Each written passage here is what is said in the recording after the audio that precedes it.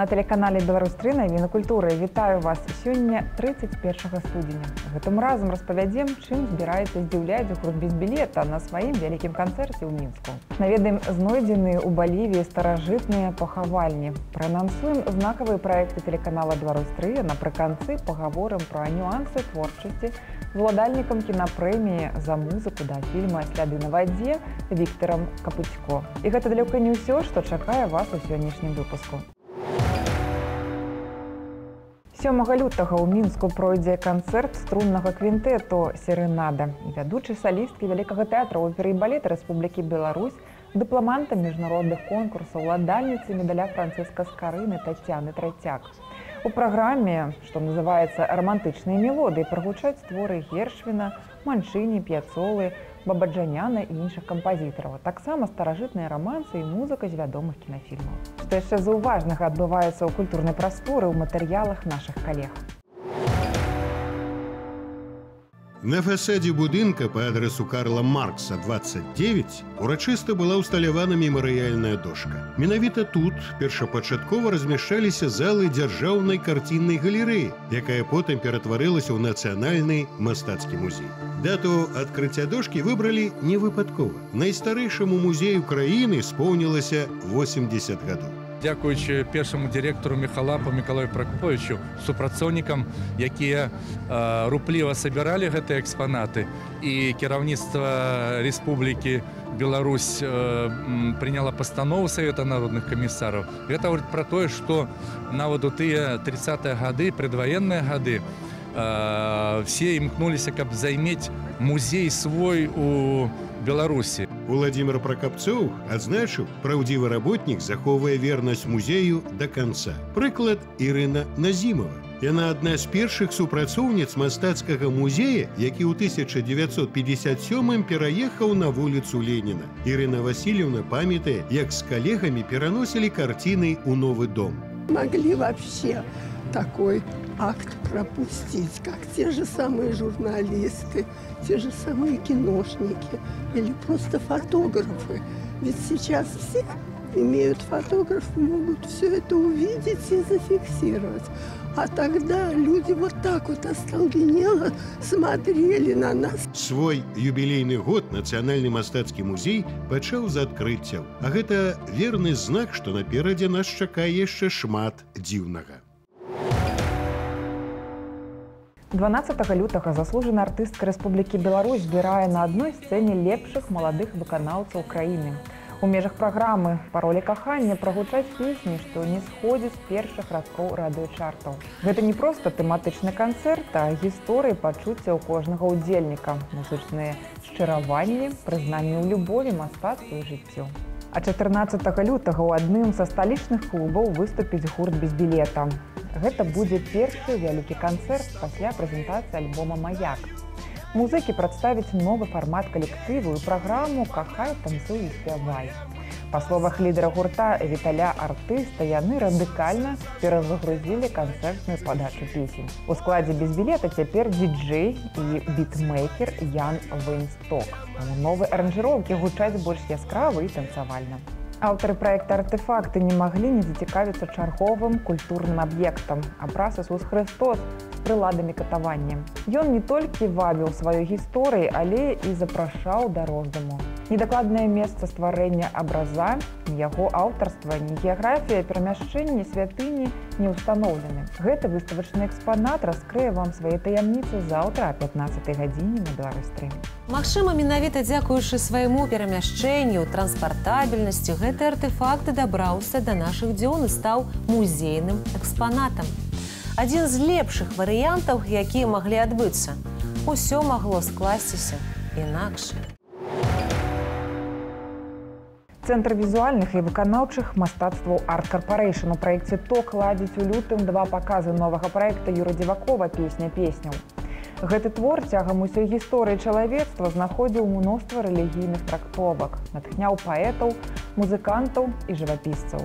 Цялеснасць, як адзін з галоўных складнікаў рамантычнага кахання, стала часткай тэатральнага даследавання рэжысёра. Убачыць пастаноўку можна 5 і 27 лютага. У цэнтральнай гарадской бібліятэцы імя Герцена ў Гомелі ладзіцца выстава жывапісу «Пад небам блакітным» маладой мастачкі і архітэктара Ольгі Капачовай. У увазе наведвальнікаў прадстаўлена 37 работ, выкананых пераважна ў жанры гарадскога пейзажу. Сярод краявідаў Гомеля маюцца і карціны, што адлюстроўваюць дух іншых гарадоў. Нясвіжскі дворык, Мірскі замак, Іерусалім і іншыя. А зараз скіруем позірк за межы нашай краіны. Балівійскія археолагі распавялі пра знойдзеныя пахаванні, якім больш за 500 гадоў. Па меркаванні навукоўцаў, у іх пахаваны індейцы аймары, якія жылі на тэрыторыі дзяржавы Пакахі.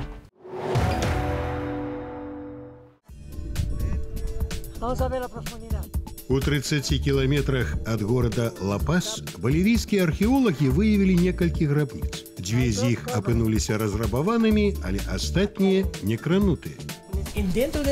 На гэтых могілках мы знайшлі закрыты калодзеж глыбінёй каля 3 метраў. Ён вядзе ў падземныя камеры. У адной з магільняў у скальнай пародзе мы знайшлі астанкі 108 чалавек.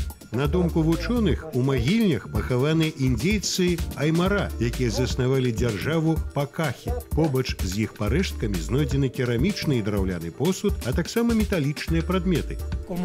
Некаторыя прадметы відавочна належаць культуры інкаў, а іншыя, хутчэй за ўсё, не ёй, а народнасці Аймара. Мы ведаем, што яны панавалі ў гэтым рэгіёне. У другой палове 15 стагоддзя інкі падпарадкавалі сабе Аймара, але некаторыя дзяржавы захавалі аўтаномію. Навукоўцы мяркуюць, што прадстаўнікі культуры Пакахі перажылі нашэсце інкаў, а загінулі, магчыма, за якойсьці эпідэміі. Некаторыя знаходкі кажуць пра тое, што тут жылі і індзейцы Чынча. Іх дзяржава знаходзілася на поўначы і таксама была далучана да імперыі інкаў. Пры гэтым Чынча амаль не страцілі свае правы. Новы творчы праект сакральнай абстракцыі прадставіла маладая латвійская мастачка Анце Грыцмані у арт-цэнтры Марка Шагала ў Віцебску. Летам мінулага года яна стала ўдзельніцай 4-го міжнароднага шагалаўскага пленэру. Пасля яго і распачалася работа над сакральнымі абстракцыямі.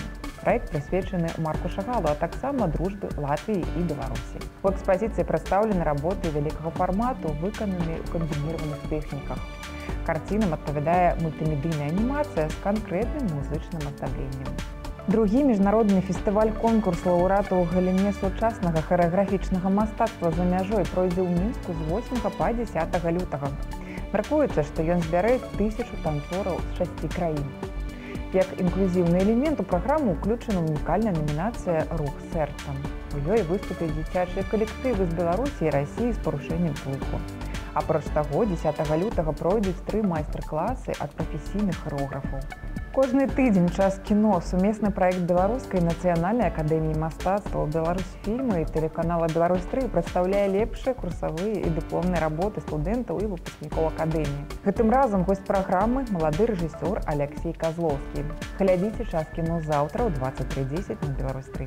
Ну, во-первых, я заметил, что очень сильно отличался от всех остальных тем, что я не монтировал под музыку вообще принципиально. То есть я не могу вообще под музыку монтировать, меня это сбивает с ритма. І ў працяг тэмы распавядзем, куды варта схадзіць гэтымі днямі кінаманам. Самыя гучныя прэм'еры бягучага тыдня, фільмы, якіх доўга чакалі, блакбастары і маляўнічыя стужкі для дзяцей. Пра ўсе кінанавінкі ў нашай адмысловай рубрыцы. На вялікія экраны выходзіць гістарычны фільм «Фаварытка». Стужка расказвае пра палітычныя інтрыгі ў эпоху праўлення Ганны, апошняга монарха дынастыі Стюартаў на англійскім троне. Краінай дэ-факта кіруе ледзі Сара Чэрчыл, але раптам з'яўляецца новая служанка, кузіна Сары, якая хутка ўключаецца ў палацавыя інтрыгі і хоча заняць месца сваёй стрыечнай сястры. Фільм атрымаў срэбранага льва на 75-м венецыянскім кінафестывалі, а таксама ўвайшоў у спіс 10 лепшых фільмаў 2018 года, які апублікаваў Амерыканскі інстытут кінамастацтва.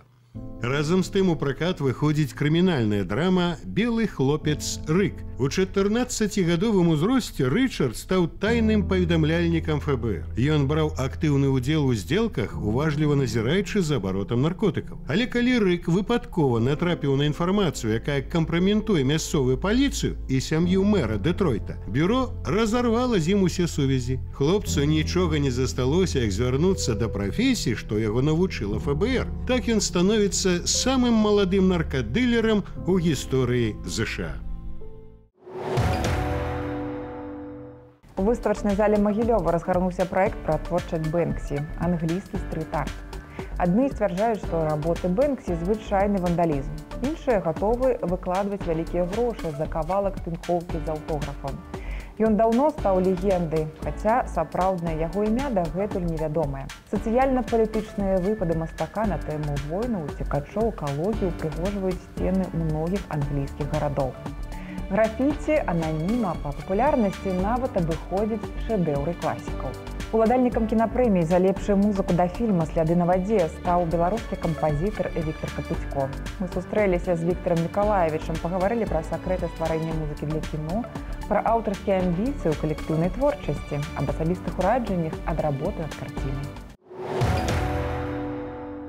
Виктор Николаевич, рады поводу встречи с вами. Признание музыки Виктора Капыцько лучший в номинации Национальной кинопремии. Вы ведете достаточно закрытый образ жизни, а ведь художнику в широком смысле этого слова необходима подпитка для озарения. Или понятие вдохновения пора исключить из обихода профессионалов. Вдохновение никто не отменял, равно как и пресловутую музу. Все это существует, безусловно, и Пушкин был прав совершенно по этой части. А вот откуда оно берется, можно проводить достаточное количество времени вполне ординарно, в обычном человеческом или полурастительном состоянии, а потом вдруг что-то появляется, что-то щелкает, и вы начинаете что-то писать. Вы говорите, что вас никогда не тяготила принадлежность к музыкальному андеграунду. Можно ли считать, что процесс и результат для вас важнее реакции и признания? Рукоплещущий зал – это всегда приятно, но, с другой стороны, мне, особенно последнее время, гораздо дороже хорошая запись моей музыки, нежели концертное ее исполнение, потому что в концертах я страшно психую, переживаю, нервничаю, как будет все сыграно, спето. А когда мы имеем дело с записью, то конечный результат, за него уже я лично отвечаю. Виктор Николаевич, по вашим же словам, вы всегда писали то, что хотели.